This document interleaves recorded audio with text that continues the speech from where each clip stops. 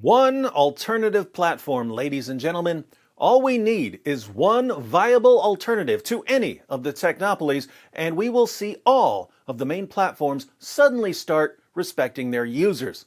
All of the current tech tyrants followed the exact same pattern. At first, everyone was welcome. Since everyone was welcome, everyone joined. Since everyone joined, the platforms became an essential part of our lives. Once the platforms were an essential part of our lives, they decided that they can tell us what we can think, what we can say, what we can criticize, what we can't criticize, and what we have to mindlessly accept. And they declared that if we didn't obey them, they would crush us.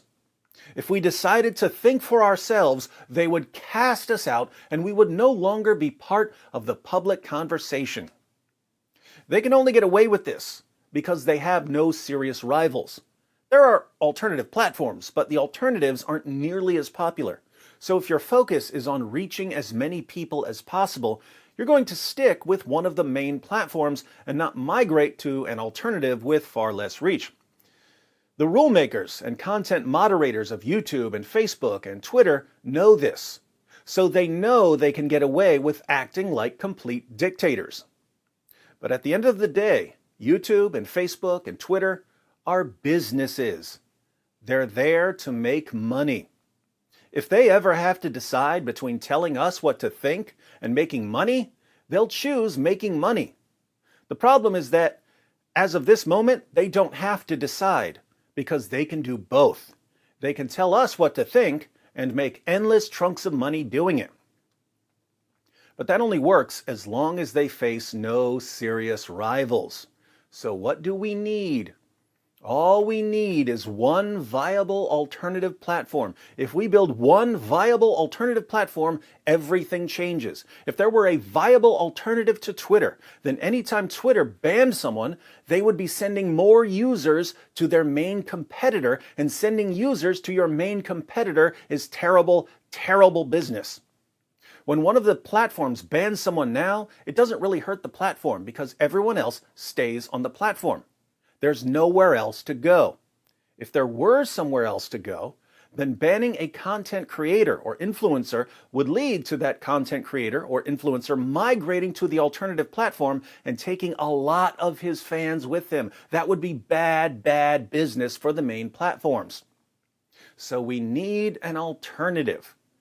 But even though some of the alternative platforms have been growing for years, they haven't really emerged as serious competitors yet.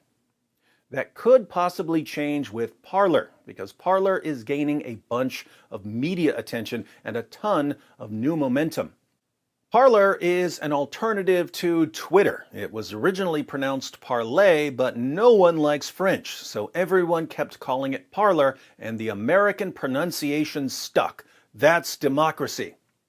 It's been in the news recently because several big-name conservatives have moved to Parler, and the platform is inviting big-name liberals to join.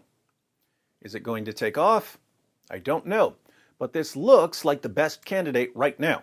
The only way to find out is to use it and see what happens. So I'm going to commit to using Parler regularly, at least through the end of the year, hoping that as Twitter continues acting like Twitter, more and more people get fed up and migrate to Parler. If the momentum continues, 3 things happen. 1, Twitter will suddenly have a change of heart.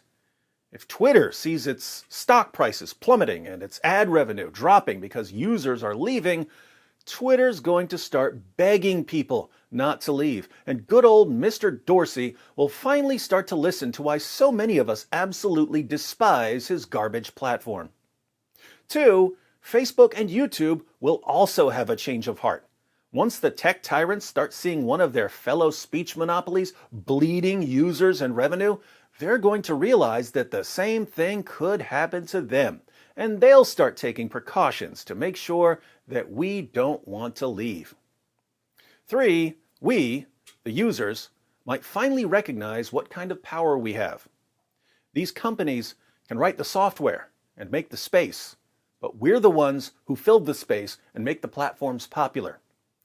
If we were even slightly united, these trust and safety teams wouldn't dare cross us because they would get crushed by the people. So sign up for Parler if you haven't already. The link to my page is in the description box. I'll try to be on there every day. Hope to see you there.